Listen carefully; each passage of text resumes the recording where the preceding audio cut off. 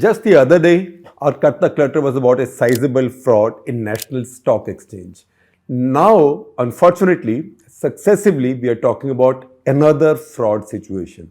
And this time, it is with a company, ABG Shipyards Limited. Now, the difference is, in that case, in the case of NSE, we know that a lot of data, information was compromised. We also know about the mysterious Yogi, etc., etc. But we don't quite know how much money was lost, or if any money was lost, and if it was lost, at whose cost was the money lost, right? So those are questions which are still open. In this case, in the case of ABG Shipyards, we know that banks in India, private and public sector, today have lost what is today valued at a little over 22,000 crores. I'm not giving you a precise amount because the amount will keep changing every day because the interest meter continues to run. And in this case, it's not just normal interest, it's also punitive interest or penal interest. So this will keep on running. So this is, in a way, you might call it the largest bank fraud in India's history, to the extent that this is almost twice as much as Nirav Modi or Mehul Choksi. And in this case, the other important thing is that people who are suspects and who are alleged to have been party to this seem to be in India, because the main person, the CEO and founder of the company, has been visiting CBI for interrogation, for answering questions. First of all, why is ABG Shipyards called ABG Shipyard? So in fact, this foxed me. And I read up everything on the media, in business press, just to figure out what is ABG Shipyards. Are these initials of somebody?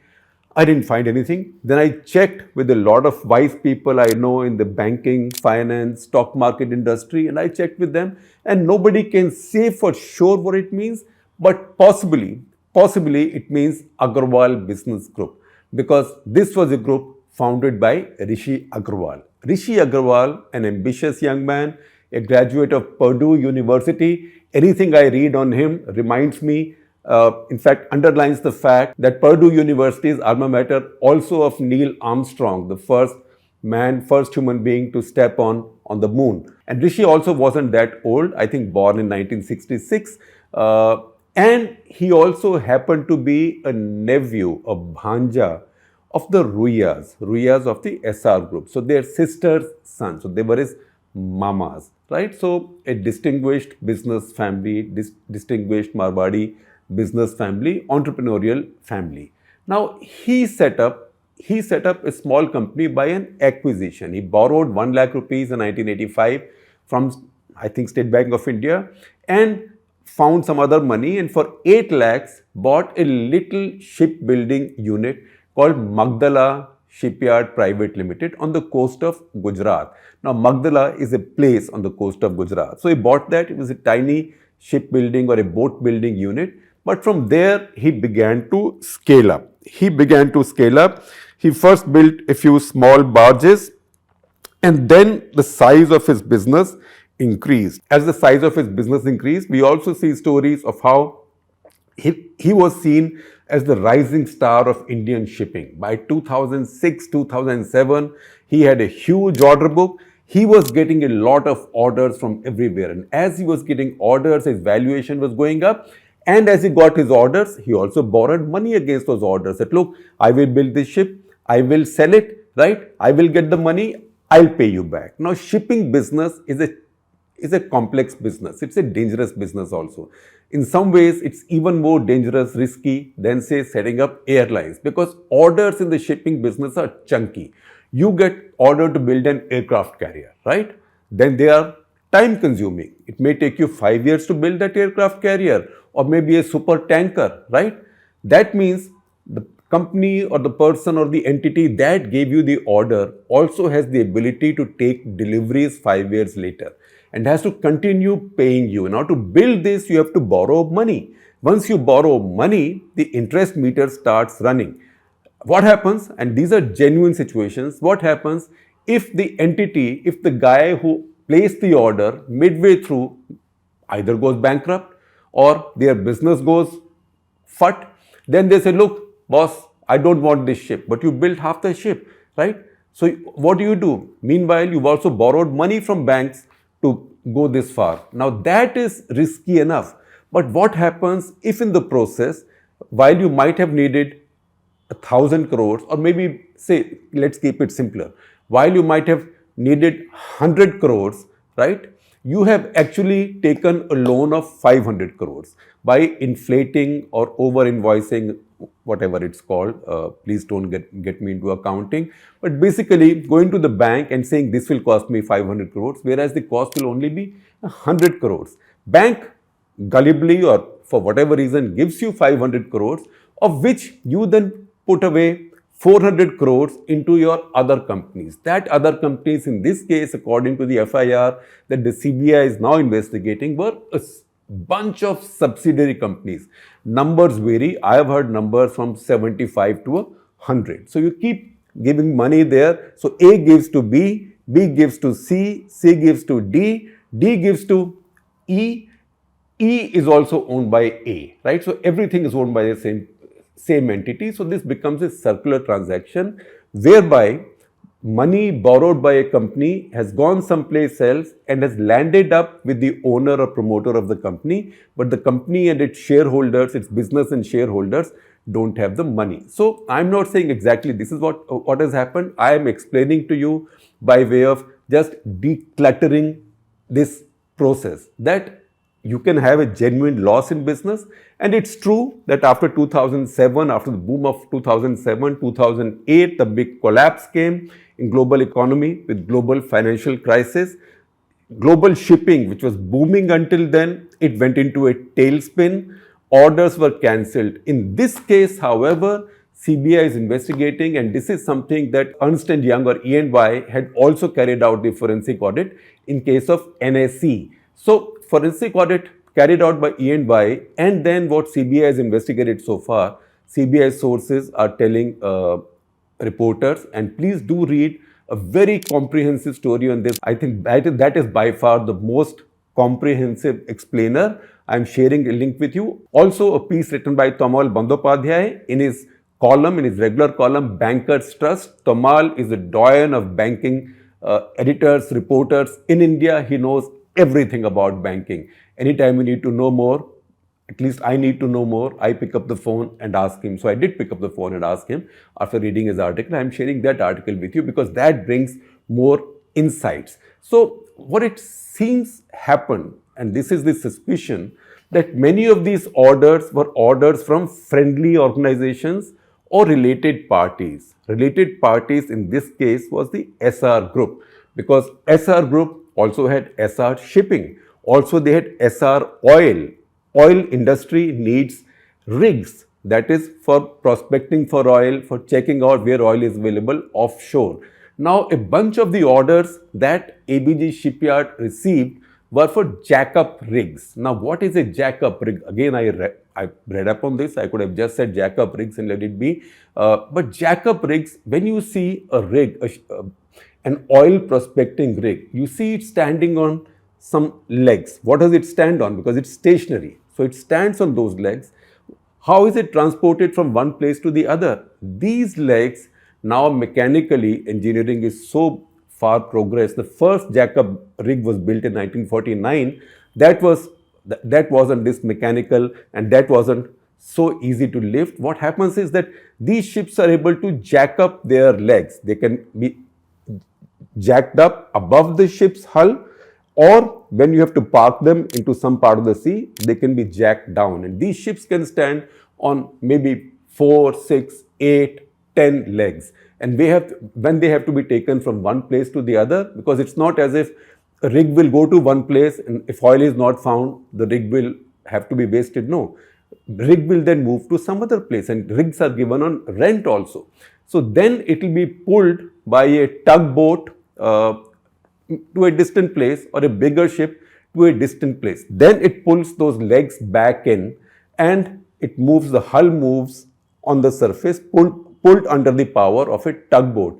When again it finds a place where it has to look for oil, again the legs go down. So that is why it's a jack-up rig. It's very expensive, as you can understand. Now, SR Oil placed an order or SR Group, I don't precisely know whether it was SR Oil or SR Shipping, they placed an order for 4 jack-up rigs with ABG Shipyard. That is the mama's company placed the order with the bhanja's company. The uncle's company placed the orders with the nephew's company. These were to cost $440 million. You can calculate how much that will be today. Today it will be more than 3,000 crore rupees. Now, once you have the orders, you can go to the banks and you can say, see, I have these orders from a good company. They will pay. I will build these.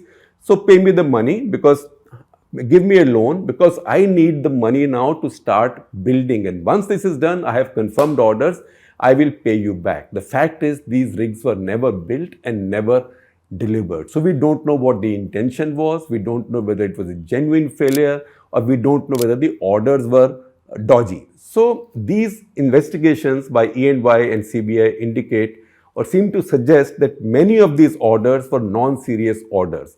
They were meant to show that my business is booming, my order book is full, against that I can borrow money, and that money was then disappearing in funny places. How it was disappearing, please don't ask me to explain, because it's much too complicated. I think you have to find the CEO of E&Y or PwC or maybe one of the great chartered accountants of India to explain to you what that means.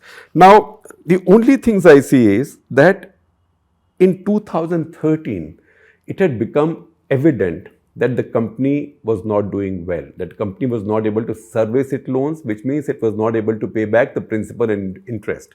So 2013, initially the account was declared non-performing asset. At this time, UPA is in power, although in its last year. Now, when that happened, then bankers got together and they said, look, we think it was a good company. We gave it a lot of money. It's also an unusual case of non-performing assets and bank fraud, because the largest lender here, surprisingly, is a private sector bank. Usually we tend to say bad things, rude things about public sector banks. Now, there are a lot of public sector banks which lent money to him, but the largest amount lent was by ICICI Bank. In a minute, I will tell you the amounts by the leading banks in this, but the largest amount, that is more than 1/3 of the overall debt today, was given by ICICI Bank, a private bank. That was the lead bank. Others then came in ICICI Bank's wake. He borrowed money. In fact, he owes money to 28 banks and institutions, including LIC and CCOM, Maharashtra Government Industrial Lending Organization.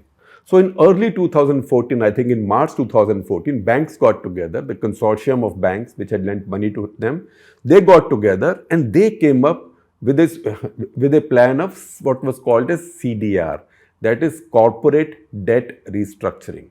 What happens under that is, when a company is not able to service its loans, you say, all right, I will reduce my interest rates a little bit.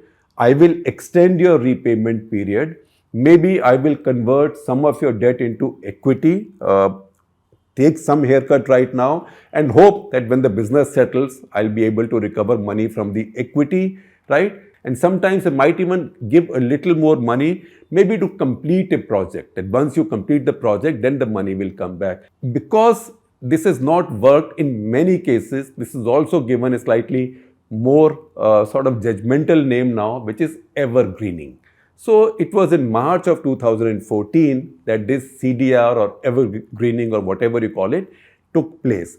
But even after that, things didn't get better. In fact, if I read these reports and the CBI FIR, then I see that at one point under CDR, they were not supposed to alienate any more money, which means any money that came into them, was received by them, was to go to the lenders. In this case, they find that even while CDR was on, an amount of $43.5 million. Again, you can multiply by 75 for each dollar, right? And the amount comes to quite a sizable number, maybe around, depending on what exchange rates today are, maybe around 330, 340 crores. That was diverted into buying the equity of a subsidiary or of an offshore entity in Singapore owned by the same promoters. Now that is suspected to be a kind of a potential diversion of money. Now, CBI says that a lot of diversion took place between 2005 and 2012. Now, I told you 28 banks, and I'll tell you the champions in the list. 7,089 crores by ICICI Bank, not a public sector bank, and IDBI Bank, 3,639 crores. IDBI, also like ICICI, was a development financial institution and had then morphed into a bank like ICICI. State Bank of India had 2,925 crores. Exim Bank had 1,327 crores. And if you want to look at the others, Indian Overseas Bank 1244, 1,244 crores. Bank of India 719 crores. And then there were others. CCOM, owned by Maharashtra government, at 260 crores. LIC 136 crore, IFCI 300 crore. So, as Tamal Bandyopadhyay says in his column, Rishi Agrawal was quite democratic when it comes to spreading out the risk among banks, the bank's risk ultimately. So, where do we stand now? We have the Ernst & Young report, which showed that fraud took place between 2012 and 2017. The report was submitted in 2018. After that, the question is, why did the banks take so long reaching the CBI or making complaints to the law and order authorities? Now, Exim Bank made the first report of fraud in March 2019.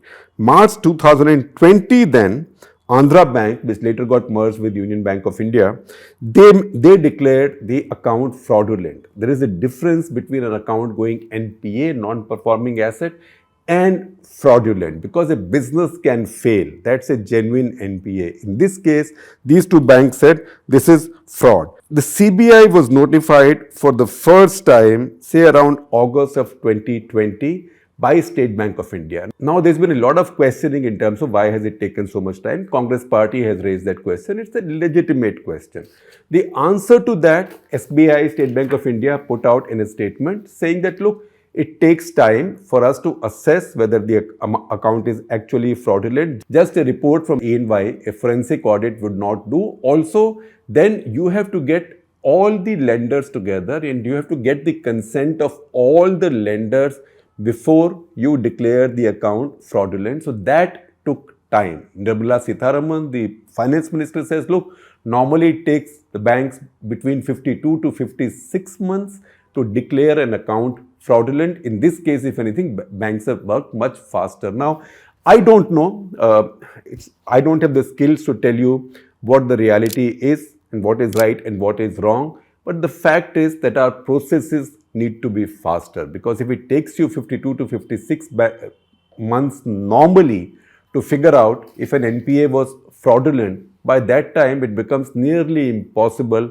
to recover anything. So just as process is the punishment for the innocent in our system, process is also a blessing for those who are not innocent, for the crooked. And they take advantage of this as well, because by that time witnesses disappear, by that time money disappears, and you might have the satisfaction of convicting somebody, even sending somebody to jail after 20 years, but the fact is that the money meanwhile would have been lost. So that's why these delays are never a good thing. And there are other things that happened in this case. For example, just as we showed you related party orders, right? Orders from SR Group for ships.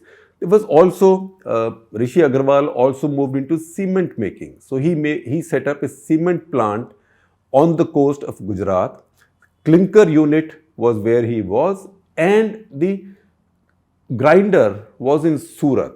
And clinker from his clinker unit to the grinder unit at Mora near Surat was to be taken by small barges or ships from a jetty which also he built.